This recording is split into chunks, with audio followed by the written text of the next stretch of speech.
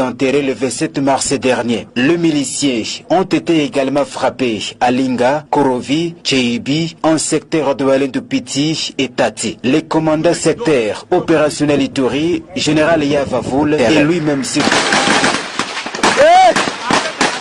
Le bilan provisoire fait état de plus de 40 morts, d'autres à 3 miliciens, affirme le lieutenant Gilles Ngongo, qui promet donner le bilan global à la fin des opérations. Sur la route nationale numéro 27 vers Pito, les militaires ont déjoué une embuscade.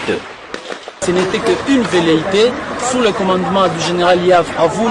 Là, nous sommes sur la RN27. Les éléments de forces armées très engagés, motivés pour ouvrir cette route de l'intérêt national.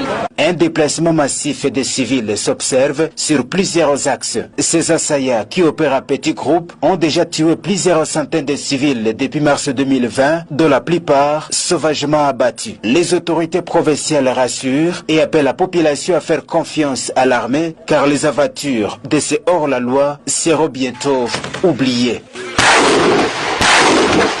L'annonce présidentielle n'est pas vraiment une surprise.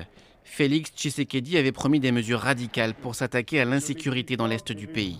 Parmi elles, l'état de siège décrété vendredi soir dans 2 provinces de l'est de la RDC. Une mesure inédite, encore jamais mise en œuvre. Depuis plusieurs mois, les provinces d'Ituri et du Nord Kivu, situées à l'est du pays, sont en proie à des violences perpétrées par des groupes armés.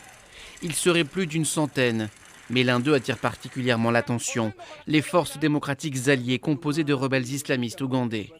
Les autorités les soupçonnent d'avoir tué plus de 1000 civils en 6 mois. En déplacement mardi à Paris, le président Tshisekedi a demandé l'aide de la France dans cette lutte.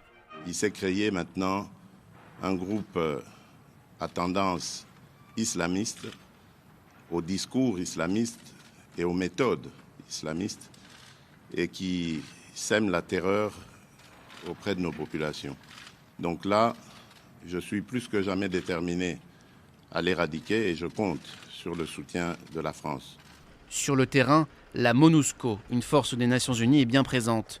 Mais depuis plusieurs années, une partie de la population, notamment des jeunes, accuse les casques bleus de ne rien faire face aux violences. Ces dernières semaines, plusieurs villes du Nord Kivu avaient été paralysées par un mouvement de grève générale en signe de protestation contre l'insécurité grandissante.